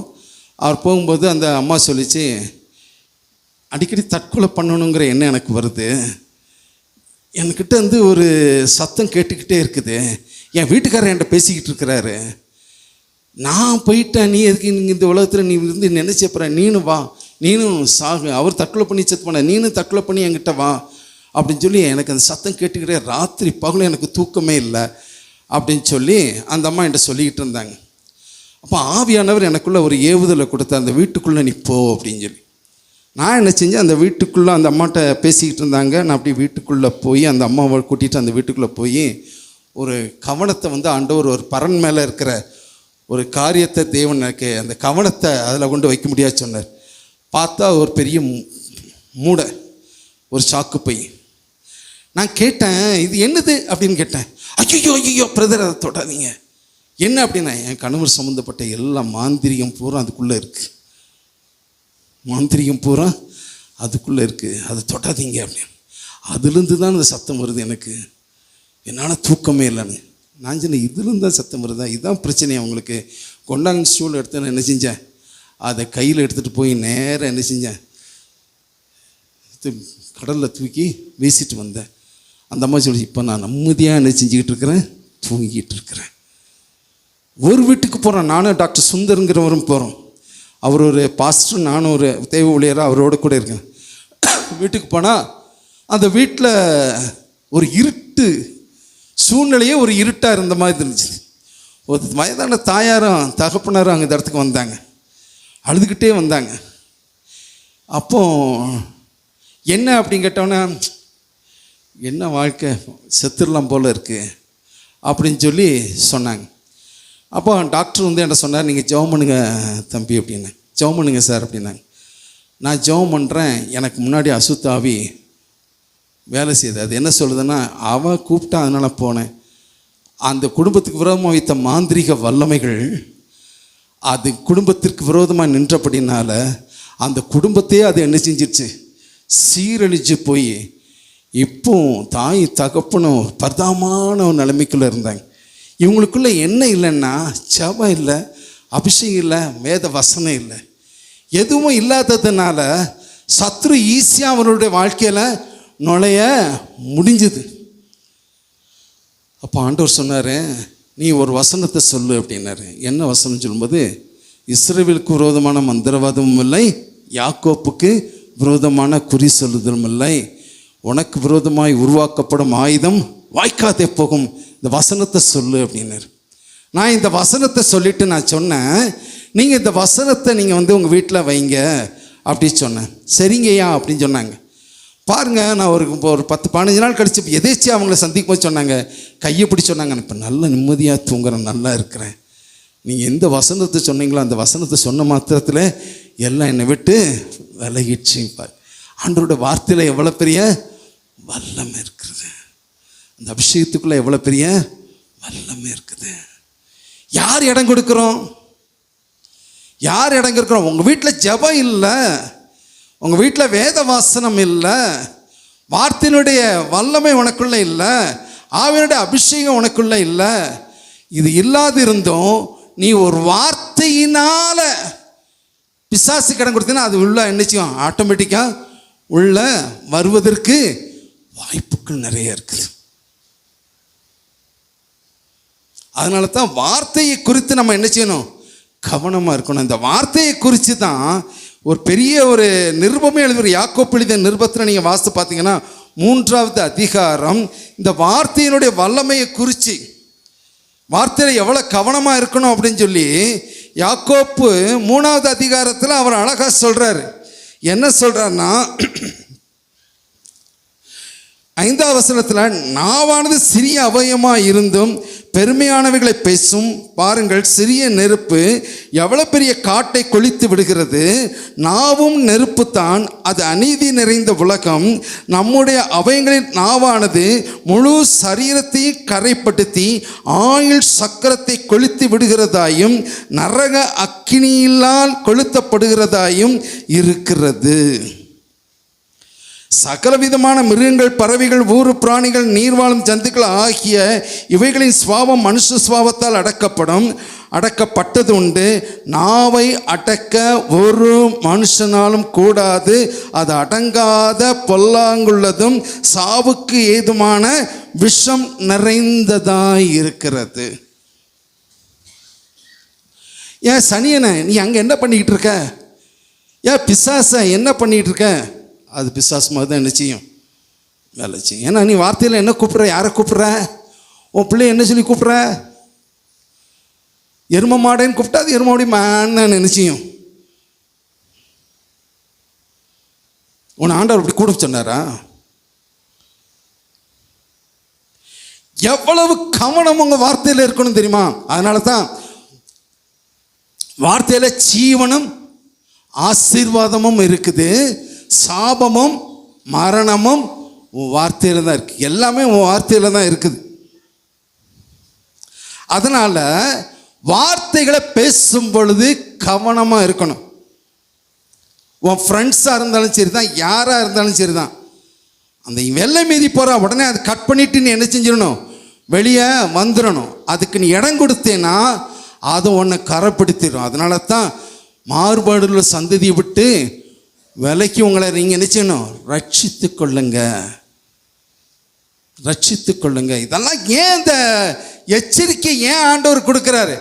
கர்ச்சிக்கு சிங்கம் போல யாரை விழுங்கலாம் என்று சொல்லி பிசாசானவன் என்ன செஞ்சுக்கிட்டு இருக்கிறான், அலைந்து திரிந்து கொண்டு இருக்கிறான். நீ கவனமாயிரு. இதை ஏன் ஆண்டவர் இன்னும் விட்டு வச்சிருக்கிறார் தெரியுமா? நீ தேவ சாயல் இன்னும் அடையணும். உனக்குள்ள ஒரு மறுரூபம் வேணும். வார்த்தையினால மறுரூபம் வேணும், ஆவியினால மறுரூபம் வேணும். நீ மறுரூபப்படணும். அதனால தான் இன்னும் ஆண்டவர் வச்சுக்கிட்டு இருக்கிறாரு. நீ அதுக்கு இடம் கொடுக்க அது உன் வாழ்க்கையை அது என்ன செஞ்சிடும், சீரழிந்துடும். வீட்டுக்காரோட பேசுறீங்களா, கவனமா பேசுங்க. மனைவியோடு பேசுறீங்களா, கவனமா பேசுங்க. வசனத்தை கொண்டு நீங்க பேசுங்க. வசனத்தினால நீங்க என்ன செய்யணும், நிரம்பி இருக்கணும். உள்ள ஒரு வசனம் இல்லைன்னா அங்க என்ன கிரியை செய்யுது? அதனால தான் நாங்கள் சொல்றது, பைபிள் எடுத்து கொஞ்சமாவது காலையில் என்ன செய்யுங்க, வாசிங்க, ஜெபம் பண்ணுங்க, ஆவியானுடைய அபிஷேகத்துக்குள்ள நிரம்பி இருங்க. சத்துருக்களுக்கு முன்பாக ஒரு பந்திய ஆயத்த பண்ணப்பட்ட புது எண்ணெயினால் நான் அபிஷேகம் பண்ணப்படுகிறேன் என்று சொல்லி சங்கீதக்காரன் தாவீது அது ஏன் சொல்றாரு? கர்த்தரின் மகிமையும் கர்த்தரின் கேடகமும் கர்த்தரின் தலையை உயர்த்துகிறோமா இருக்கிறார். அவர் எண்ணெயினால் என்னை அபிஷேகம் பண்ணுகிறார். என்னுடைய கொம்பு கர்த்தருடைய தயவுனால உயர்த்தப்பட்டிருக்கும். அது காண்டாமிருகத்தின் கொம்பு கொப்ப பலனாய் இருக்கிறது. என் கால்களை மான்கால்களை போலாக்கி உயர் ஸ்தலங்களிலே உலாவி வர பண்ணும் என்று சொல்லி இந்த வசனங்கள்லாம் நம்ம ஏன் சொல்றோம்? ஒவ்வொரு நாளும் அதை சொல்லி ஜெபிக்கிறீங்கல்ல.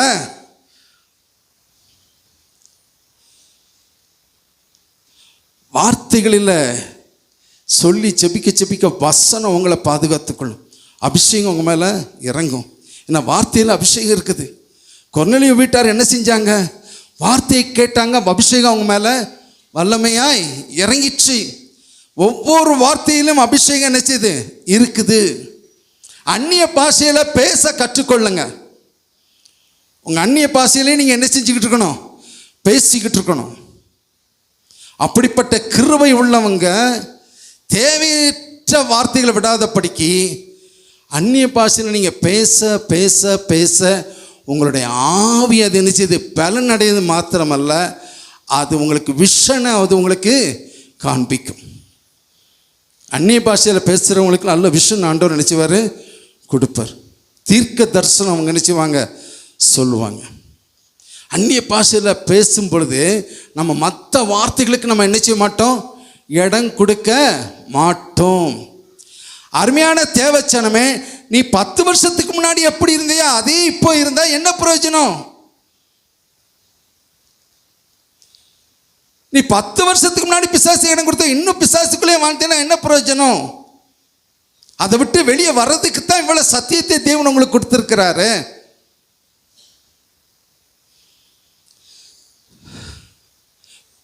சிலுவையிலே அறையப்படுகிறதுக்கு முன்பாக இவ்வளவு பிசாசு மேல் ஜெயம் எடுக்கக்கூடிய வல்லமையை தேவன் கொடுப்பார் என்று சொன்னால், சிலுவை மரணத்திற்கு பிறகு பெந்தைக்கோஸ்தே நாளுக்கு பிறகு ஆவியானவர் எனக்குள்ளே தங்கி இருப்பார் சொன்னால் நான் வல்லமையாய் நான் என்ன செய்யணும், செயல்பட முடியும். பிசாசு என்ன நினைச்ச முடியாது, மேற்கொள்ள முடியாது.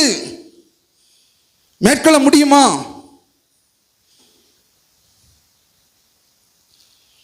மேற்கொள்ள முடியாது.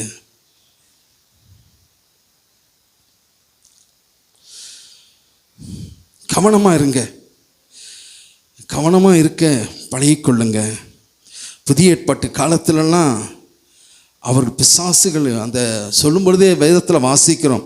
அவர் கடந்து போகும் பொழுதே, நீங்கள் அப்போஸ்தலர் நடபடிக்கையின் புஸ்தகத்தில் நீங்கள் வாசித்து பார்த்தீங்கன்னா அதில் நம்ம வாசிக்கலாம். 5வது அதிகாரம் நினைக்கிறேன், 5வது அதிகாரத்தை வாஸ்து பாருங்க. 5வது அதிகாரத்தில் 15வது வசனத்தை வாஸ்து பார்த்தீங்கன்னு சொன்னால், பிணியாணிகளை படுக்கையின் மேலும் கட்டில் மேலும் கிடத்தி பேதுரு நடந்து போகையில் அவருடைய நிழலாயிலும் அவர்களில் சில பேர் படும்படிக்கு அவர்களை வெளியே வீதிகளில் கொண்டு வந்தார்கள். சுற்று பட்டணங்களில் இருந்த திரளான ஜனங்கள் பிணியாளிகளையும் அசுத்த ஆவிகளால் வாதிக்கப்பட்டவர்களையும் எருசலேமுக்கு கொண்டு வந்தார்கள். அவர்கள் எல்லாரும் குணமாக்கப்பட்டார்கள். அவங்க மேல இருந்த அபிஷேகமே, அந்த அபிஷேகத்துக்கு முன்னாடி என்ன நிற்க முடியல? பிசாசு நிற்க முடியல.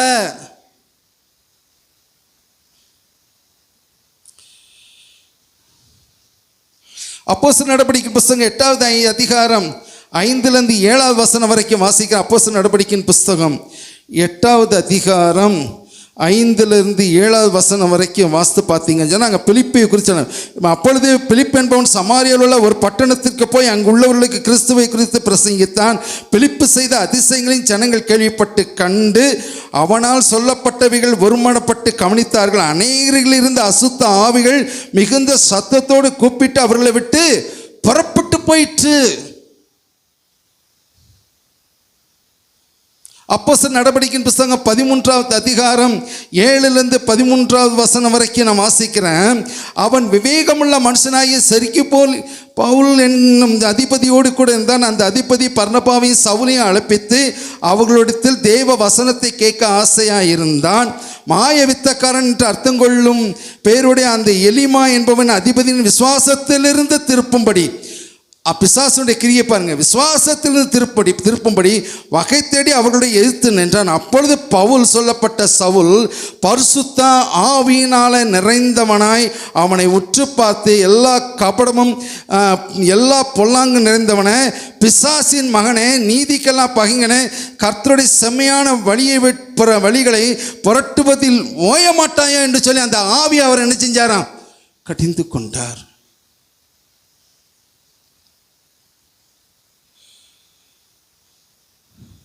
என்னுடைய கன்க்ளூஷன் என்ன? இப்போ முடிக்கணும்.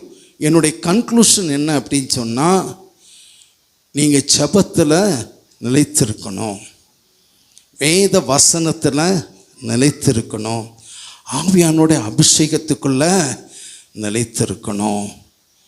2வது, கவனமாய் பேச கற்றுக்கொள்ள வேண்டும். உங்கள் வார்த்தைகளில் கவனம் தேவை. நீங்கள் என்ன பேசுகிறோங்கிறத நீங்கள் என்ன செய்யணும்? உணர்ந்து பேசணும். ஹஸ்பண்ட் ஒய்ஃபாக இருந்தாலும் சரி. சமீபத்தில் நான் ஒரு 2-3 நாளைக்கு முன்னாடி ஹாஸ்பிட்டல் போயிருந்தேன். ஒருத்தர் என்னை கூட்டிகிட்டு போனார். அவர் எங்கள் விசுவாசி தான், எங்கள் சபை விசுவாசி தான். நான் போகும்போது அவரை பார்த்தா ரொம்ப பரிதாபமான நிலைமையில் இருந்தார், படுத்திருந்தார். உடம்பு பெருத்த உடம்பு. அவர் பையனும் அந்த அம்மாவும் பக்கத்தில் இருக்கிறாங்க. ஸ்ட்ரோக் வந்து கை கால் என்ன செய்யலை, விளங்கலை. அவர் அழுறாரு. ஆனால் அவன் வாழ்ந்த காலத்தில் எப்படி வாழ்ந்தான் தெரியுமா? நல்ல குடிப்பான், பொண்டாட்டி அடிப்பான். நல்ல குடிப்பான், பொண்டாட்டி அடிப்பான். இப்போ கை என்னாச்சு? எந்த கையினால் பொண்டாட்டி அடித்தானோ அந்த கையே என்னாச்சு? விளங்காமல் போயிடுச்சு. எந்த கால்னால பொண்டாட்டியை மிதிச்சானோ அந்த கால் என்ன செஞ்சிச்சு? விளங்காமல் போயிட்டு. இவனும் ஞானஸ்தானம் எடுத்தவன் தான். இவனுக்கு ஞானஸ்தானம் என் மையம் தான் கொடுத்தான். இது யார் வரவழைச்சது? அவனாவே என்ன செஞ்சுக்கிட்டான்? வரவழைச்சதுனால தீர்ப்பு என்ன ஆயிடுச்சு? இன்றைக்கு பரிதாபமாக இருக்கிறான். எந்த பொண்டாட்டி கையினால் அடித்தானோ, எந்த பொண்டாட்டி கால்னால் உதைச்சானோ, எந்த தூஷ்ண வார்த்தையினால் மகனை திட்டினானோ, இன்றைக்கு அதே மகனும் ஒய்ஃபும் இன்றைக்கு அழுகையோடு கூட அந்த படுக்கையில் அவங்க தான் என்ன செய்கிறாங்க? கவனிக்க வேண்டிய சொல்ல. 2 பேரும் அப்படி ஜெபத்தில் இருக்கக்கூடியவங்க. அந்த பையன் சூப்பர் பையன். இன்றைக்கு கதறார். நான் சொன்ன மன்னிப்பு கேளுங்க ஆண்டவர் இடத்துல, மன்னிப்பு கேளு, ரிப்பன்ட். முதல்ல மனம் திரும்பு. நீ எதை செஞ்ச, எதை விதைச்சியோ அதுதான் இன்றைக்கு என்ன செஞ்சுக்கிட்டு இருக்கிற? அறுவடை பண்ணிடுறீங்க. எதை விதைக்கிறியோ அதை தான் நீங்கள் என்ன செய்றீங்க? அறுவடை பண்ணுறீங்க. கவனம் கவனம் கவனம். உங்கள் வார்த்தையில் கவனம். வார்த்தையில் ஜீவன் இருக்கணும், ஆசீர்வாதம் இருக்கணும். எதை பேசினாலும் உங்கள் வார்த்தையில் என்ன இருக்கணும்? ஜீவன் இருக்கணும், ஆசீர்வாதம். இந்த அடுத்த ஆட்கள்கிட்ட பேசும் பொழுது அது உங்களை கரைப்படுத்துகிற மாதிரி இருந்தால் பாவத்துக்குள்ள உடனே அந்த இடத்த விட்டு நீங்கள் என்ன செஞ்சிடணும்? வெளியே வந்துடணும். அந்நிய நுகத்தில் நீ என்ன செஞ்சிடாத, பிணைக்கப்படாத. மாறுபாடு உள்ள சந்ததி விட்டு நீ என்ன செஞ்சிடு? விலகிடு.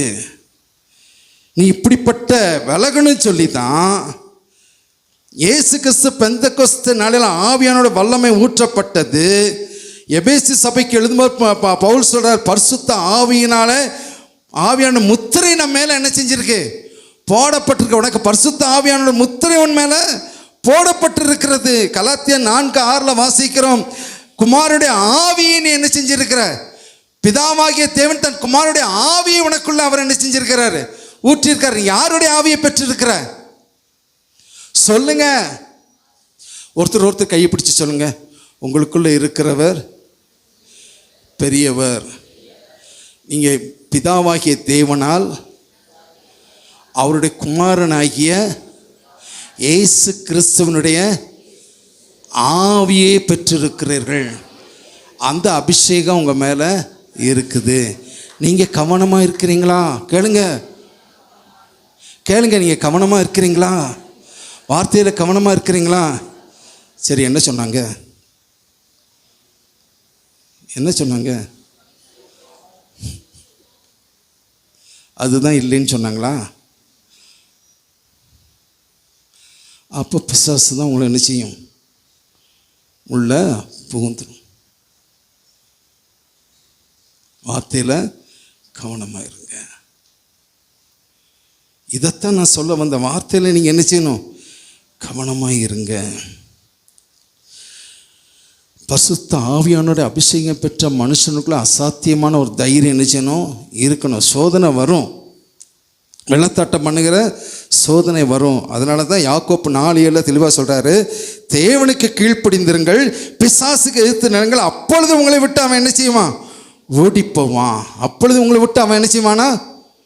ஓடிப்போவான். பிசாசு தந்திரம் உள்ளவன். அவன் தந்திரத்தை நீங்கள் அறியாதவல்லவே. அழகாக எழுதுறான், அவன் பிசாசுடைய தந்திரங்கள் உங்களுக்கு தெரியாதது அல்லவே. அவன் தந்திரக்காரன். அவனுடைய நோக்கம் என்ன? தேவ சமூகத்தை விட்டு நம்மளை என்ன செய்யணும்? விளக்கணும். அதைத்தான் ஆதாம் ஏவாளுடைய வாழ்க்கையில் அதை செய்தான். நம்ம வாழ்க்கையில் அதை செய்கிறதுக்கு தான் அவன் போராடிக்கிட்டு இருக்கிறான். அதனால தான் நீங்கள் என்ன செய்யணும்? கவனமாக இரு. நீங்கள் வீட்டுக்காரரை குடிச்சு போட்டு வராரா? பேசாத, ஜெபம் பண்ணு. அவனுக்குள்ள கிரியை சேர்ந்த அசுத்த ஆவியை கட்டிஞ்சிக்கொள். உனக்கு அந்த அதிகாரத்தை தேவன் கொடுத்திருக்கிறார். இந்த அதிகாரத்தை தேவன் கொடுத்திருக்கிறார்.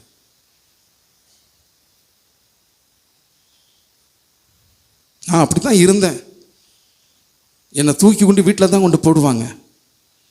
ஆனால் என் வீட்டில் எனக்கு என்னவோ ஒரு பெரிய கிருபை என் மனைவி கிடைச்சது தான். அவள் சண்டையே போட மாட்டா, வாக்குவாதம் பண்ண மாட்டா, எதையும் பேச மாட்டா. எனக்காக காலுக்கடியில் முழந்தால் படிட்டு அவர் ஜெபிக்க ஆரம்பித்தார். அவள் ஜெபம் பண்ண எதை நான் விரும்பி ஓடுனா அதையே வெறுத்து ஓடுனேன். ஹல்லேலூயா. எது எனக்கு இன்பமாய் தெரிஞ்சதோ அதுவே எனக்கு என்னவா மாறிடுச்சு? வெறுப்பாக மாறின. அது ஆவியானவர் தான் அதை என்ன செய்ய முடியும்? வெறுப்பாய் அதை என்ன செய்வார்? மாற்றுவார். பலத்த கிரியையில் ஆவியானவர் நமக்குள்ள செய்ய முடியும். இன்னைக்கு இவ்வளோ தைரியமாக சொல்கிறேன். என் சாட்சியை வச்சே நான் சொல்கிறேன். எந்த பிசாசு இயேசு கிறிஸ்துவின் வருகிற வாயிலிருந்து வருகிற வார்த்தையை கொண்டு அவரை விழத்தாட்ட பண்ண வேண்டும் என்று சொல்லி சோதித்தானோ அவனால் அதில் என்ன செய்ய முடியல? ஜெயிக்க முடியல. அவன் இந்த கிரியைகள் எல்லாம் இயேசு என்ன செஞ்சார்? பறித்து கொண்டார். எப்படி ஆரோனுடைய கோல் மற்றவருடைய கோலை விழுங்கினது போல இயேசு கிறிஸ்துங்கிற நாமமுடையவர் பிசாசின் கையிலிருந்து எல்லா சுரைத்தனங்களையும் தன் கைகளில் ஆண்டவர் என்ன செஞ்சார்? உரிந்தெடுத்தார். எல்லா கிரியைகளையும் கர்த்தர் என்ன செஞ்சார்? உரிந்தெடுத்தார். மரணத்தின் அதிபதியான சாத்தானை தன் மரணத்தை கொண்டு அவர் என்ன செஞ்சாராம்? ஜெயித்தார். உயிர்த்தெழுந்த நிமித்தமாக நம்முடைய விசுவாசம் இன்றைக்கு நிலைத்து இருக்கிறது. ஹல்லேலூயா, ஹல்லேலூயா. அப்போ நமக்கு ஜெபம் தேவை, வசனம் தேவை, வாயிலிருந்து வருகிற வார்த்தையில் கவனம் தேவை. அது வாலிப பிள்ளையாக இருக்கட்டும், பெரியவங்களாக இருக்கட்டும், யாராக இருக்கட்டும், வார்த்தைகளில் கவனம் தேவை. தேவையற்ற வார்த்தைகளை நீங்கள் என்ன செஞ்சிடாதீங்க, பேசிடாதீங்க. பிள்ளைகள்கிட்ட தேவையற்ற வார்த்தைகளை நீங்கள் என்ன செஞ்சிடாதீங்க, பேசிடாதீங்க. யாரிடத்துல தேவையான வார்த்தைகளை மட்டும் பேசுங்க, தேவையற்ற வார்த்தைகளை பேசாதீங்க. அதனால் ஆவியானவர் படுறால, நான் என்ன செய்ய வேண்டும் என்று எங்களுக்கு கற்றுத்தார், செபிக்க எங்களுக்கு கற்றுத்தார், வேத வசனத்தை எங்களுக்கு கற்றுத்தார். அந்த அபிஷேகம் உங்களுக்கு எல்லாம் என்ன செய்யும், கற்றுக் கொடுக்கும். பெந்தெகோஸ்தே நாளில் போடப்பட்ட அக்கினி இன்றைக்கு அது அனலாய் பற்றி இருக்கிறது. அந்த பெந்தெகோஸ்தே நாளில் எப்படி ஆவியானவர் பலமாக இறங்கினா, அக்கினிமயமான நாவுகளால் ஆண்டவர் என்ன செஞ்சார், ஆவியானவர் நம்மளை நிரப்பினார். எந்த நாவை கொண்டு, எந்த நாவினால் சத்ரு பிசாசை ஏவாளை வஞ்சித்தானோ, அதே ஆவியானவருடைய பலத்த அக்கினிமயமான நாவு நமக்குள்ளே இருந்துன்னு சொன்னால், நம்ம வாயிலிருந்து வருகிற வார்த்தை எப்படி இருக்கும், அது வல்லமை உடையதாக இருக்கும், அபிஷேகம் உடையதாக இருக்கும், அதிகாரம் உடையதாக இருக்கும். ஹல்லேலூயா. அதனால தான் அந்நிய பாஷையில் பேச கற்றுக்கொள்ளுங்க. எல்லாரும் அப்படி எழுந்திருப்போமா? எல்லாரும் அப்படி எழுந்திருப்போமா? எல்லா கண்களை மூடுங்க பாப்பா. கொஞ்சம் நேரம் கண்களை மூடுங்க, நல்லா கண்களை மூடுங்க. இன்றைக்கி அதனால தான் நான் அதிகமாக உங்கள்கிட்ட சொல்ல விரும்புகிறது என்னென்னா, இதுவரைக்கும் நீங்கள் எப்படிப்பட்ட வார்த்தைகள் யாரிடத்துலாவது பேசியிருந்தீங்கன்னு சொன்னால் அதை மன்னிப்பு கேளுங்க. ஆண்டவரே மன்னிங்கப்பா, நான் காயப்படுத்தியிருக்கிறேன், என் வார்த்தையினால் காயப்படுத்தியிருக்கிறேன், மன்னிங்கப்பா. எல்லோரும் கண்களை மூடுங்க பாப்பா, கண்கள் மூடுங்க. எல்லோரும் அறிக்கை செய்யுங்க பாப்பா, எல்லோரும் அறிக்கை செய்யுங்க. நான் வார்த்தையினால் அநேகரை காயப்படுத்தி இருக்கிறேன் ஆண்டவரே. துஷ்டமான வார்த்தைகள் என் நாவிலிருந்து வந்திருக்கிறது. துஷ்டமான வார்த்தைகளினால் ஆண்டவரே அப்பா நான் அநேகரை காயப்படுத்தி இருக்கிறேன். நிந்தியான வார்த்தையினால் அநேகரை காயப்படுத்தி இருக்கிறேன். சொல்லுங்க, ஆண்டவரிடத்துல சொல்லுங்க, என்னை மன்னிங்கப்பா, என்னை மன்னிங்கப்பா, என்னை மன்னிங்கப்பா, என்னை மன்னிங்கப்பா. இன்றைக்கி கேளுங்க கேளுங்க கேளுங்க. தேவ ஆவியானோட வல்லமை உங்கள் மேலே இறங்க போட்டு, தேவ ஆவியானோட வல்லமை இன்றைக்கு இறங்கணும். நீங்கள் வித்தியாசமானவர்களாக இன்றைக்கு இந்த இடத்த விட்டு போகணும், விசேஷித்தமானவர்களாக இந்த இடத்த விட்டு போகணும். தேவ ஆவியானோட வல்லமை பெற்றவர்களாக இந்த இடத்த விட்டு போகணும், அபிஷேகம் பெற்றவர்களாக இந்த இடத்த விட்டு போகணும்.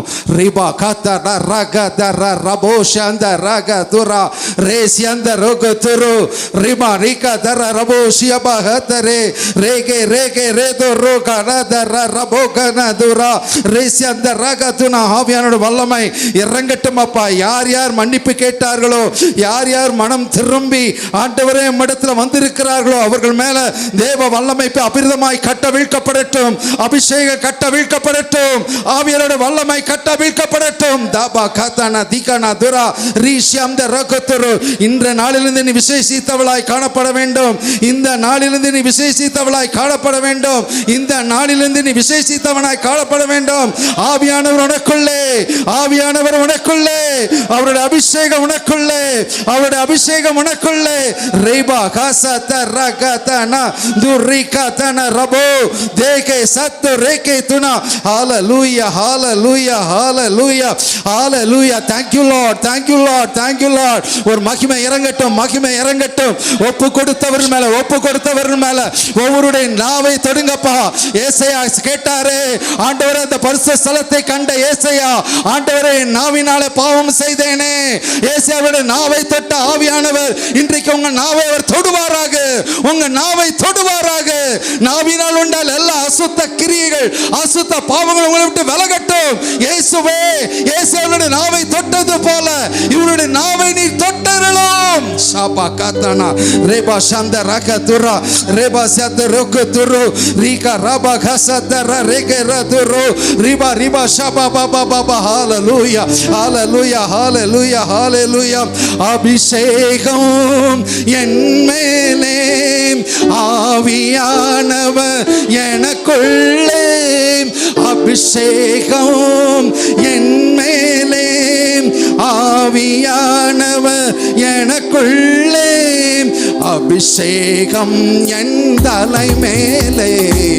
ஆவியானவர் எனக்குள்ளே, அபிஷேகம் என் தலை மேலே. ஆவியானவர் எனக்குள்ளே, இதையுள்ளோ ஆயிரங்கள் விடுதலை பெறணுமே. சிறையுள்ளோர் ஆயிரங்கள் விடுதலை பெறணுமே. கட்டவிழ்க்கணும் கட்டவிழ்க்கணும், கட்டுக்களை உடைக்கணும். எசப்பா கட்டவிழ்க்கணும் கட்டவிழ்க்கணும், கட்டுக்களை உடைக்கணும். ஆமென் ஆமென். அபிஷேகம் என் மேலே, ஆவியானவர். Thank you Lord, thank you Lord, thank you Lord, thank you Lord, thank you Lord, thank you Lord, thank you Lord, thank you Lord. எனக்குள்ளே அபிஷேகம் என் தலை மேலே, ஆவியானவர் எனக்குள்ளே, அபிஷேகம் என் தலை மேலே, ஆவியானவர் எனக்குள்ளே. துதியின் உடை போர்த்தனுமே ஒடுங்கின ஜனத்திற்கு, துதியின் உடை போர்த்தனுமே ஒடுங்கின ஜனத்திற்கு, துயரத்திற்கு பதிலாக ஆனந்த தைலம் வேண்டுமே. எழுங்க, பதிலாக ஆனந்த தைலம் வேண்டுமே. அபிஷேகம் என் மேலே, வல்லமை இறங்கட்டும், வல்லமை இறங்கட்டும். எல்லா அசுத்தாவிகள், எல்லா அசுத்தாவிகள், எல்லா அசுத்தாவிகள் இயேசுவின் நாமத்தினாலே வெளியேறு, வெளியே போ. இயேசுவின் நாமத்தினாலே எல்லா கட்டுகளும் உடைக்கப்படட்டும், எல்லா கட்டுகளும் உடைக்கப்படட்டும், எல்லா கட்டுகளும் உடைக்கப்படட்டும். ஆவியானவர் பலமாய் எங்கள் மத்தியில இறங்கி வாங்கப்பா. ஒரு வல்லமை இறங்கட்டும், ஒரு வல்லமை இறங்கட்டும், ஒரு வல்லமை இறங்கட்டும்.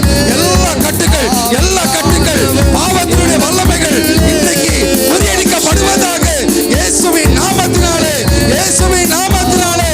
அபிஷேகம் அபிஷேகம் அபிஷேகம். எல்லா நுகங்களும் முறிக்கப்படட்டும், எல்லா நுகங்களும் முறிக்கப்படட்டும். குடும்பத்திற்கு விரோதமாக, குடும்பத்துக்குள்ள கிரியை செய்கிற பொல்லாத ஆவியே, பொல்லாத ஆவியே, சமாதானத்தை குலைக்கிற ஆவியே, விபச்சாரத்தின் ஆவியே, வேசித்தனத்தின் ஆவியே, காம விகாரத்தின் ஆவியே, போதைக்கு அடிமைப்படுத்துகிற ஆவியே, இயேசுவின் நாமத்தினாலே வெளியேறி போ, வெளியேறி போ. இயேசுவின் நாமத்தினாலே வெளியேறி போ. எல்லா அசுத்தாவிகள் வெளியேறட்டும், எல்லா அசுத்தாவிகள் வெளியேறட்டும். தேவ வல்லமை இறங்கட்டும், தேவ வல்லமை இறங்கட்டும். அபிஷேகம் இறங்கட்டும், அபிஷேகம் இறங்கட்டும். அக்கினி, அக்கினி ஒவ்வொரு மேல பற்றி எரியட்டும். தகப்பனே, தகப்பனே பலப்படுத்துங்கப்பா, பலப்படுத்துங்கப்பா, பலப்படுத்துங்கப்பா. உங்க வல்லமை இறங்கட்டும்ப்பா, உங்க வல்லமை இறங்கட்டும்ப்பா. விசுவாசி கையில இருந்த எல்லா துரைத்தனங்களையும் அதிகாரங்களையும் முறித்தெடுத்த இயேசு கிறிஸ்துவின் நாமத்தினாலே நான் கட்டளை கொடுக்கிறேன். சர்ப்பங்களை, தேள்களை இயேசுவின் நாமத்தினாலே என் காலுக்கு ஏற்பட்டு மிதிக்கிறேன். பொல்லாத ஆவிகள் வெளியேறட்டும். குடும்பத்திற்கு விரோதமாக கிரியை செய்கிற பொல்லாத அசுத்த ஆவிகள் இன்றைக்கு வெளியேறுவதாக. பாப்பாலே சாத்தானே, பாப்பாலே சாத்தானே. தேவ வல்லமை இறங்கட்டும், தேவ வல்லமை இறங்கட்டும், தேவ வல்லமை இறங்கட்டும், தேவ வல்லமை இறங்கட்டும். அபிஷேகம் ஒவ்வொரு மேலே இறங்கட்டும். அக்கினி மயமான நாவுகளால் ஆவியானவரே, ஆட்கொண்ட தெய்வமே, இந்த வேளையில அப்படிப்பட்ட நாவுகள் எங்கள் மேல பொழிந்தருளும். வல்லமை ஊற்றுங்கப்பா, வல்லமை ஊற்றுங்கப்பா, வல்லமை ஊற்றுங்க ஆண்டவரே. கர்த்தர் பெரிய விடுதலையை கட்டவிழ்த்தபடினாலே நன்றி. குடும்பத்துக்குள்ள இருக்கிற குட்டிபெரிய ஆவிகளை, குட்டிபெரிய ஆவிகளை, குட்டிபெரிய ஆவிகளை, அடிமைப்படுத்துகிற ஆவிகளை, சமாதானத்தை கொலைக்கிற ஆவிகளை இயேசுவின் நாமத்தினாலே கட்டிந்து அப்பாலே போ என்று சொல்லி கட்டளை கொடுக்கிறோம். செய்வனை ஆவிகள், மாந்திரிக வல்லமைகள், பொல்லாத பாதாளத்தினுடைய கிரியைகள் இயேசுவின் நாமத்தினாலே முற்றும் ஆண்டவரே அப்பா. ஆவியானுடைய வல்லமை இன்றைக்கு வேரோடு அறுக்கப்படுவதாக, ஆட்டுக்குட்டியான இரத்தத்தினாலே நாங்கள் ஜெயம் எடுக்கிறோம். ஆவியானவர் பலமாய் எங்கள் மத்தியில் கிரியை செய்வீராக. ஆவியானவர் என் மேலே இருக்கிறார். எல்லாம் உங்க வலது கை எடுத்து உங்க சரசின் மேல வைத்து சொல்லுங்க, ஆவியானவர் என் மேலே இருக்கிறார். ஆவியானவர் என் மேலே இருக்கிறார். இந்த வார்த்தைக்கு முன்பாக பிசாசு நிற்க முடியாது. இந்த வார்த்தைக்கு முன்பாக பிசாசு நிற்க முடியாது. இந்த வார்த்தைக்கு முன்பாக பிசாசு நிற்க முடியாது. நீங்க அனௌன்ஸ் பண்ணுங்க, டிக்ளேர் பண்ணுங்க, ஆவியானவர் எனக்குள்ளே, ஆவியானவர் எனக்குள்ளே, அவருடைய அபிஷேகம் எனக்குள்ளே, அவருடைய அபிஷேகம் எனக்குள்ளே, அவருடைய அபிஷேகம் எனக்குள்ளே, அவருடைய அபிஷேகம் எனக்குள்ளே, ஆவியானவர் எனக்குள்ளே, ஆவியானவர் எனக்குள்ளே. ஓ thank you Lord, O thank you Lord, O thank you Father, thank you Father. பலப்படுத்துகிற கிறிஸ்துவினாலே எனக்கு எல்லாம் செய்ய பலன் உண்டு. இந்த பலனை தந்த ஆவியானவரே உமக்கு ஸ்தோத்திரம், உமக்கு ஸ்தோத்திரம். முற்றிலுமாய்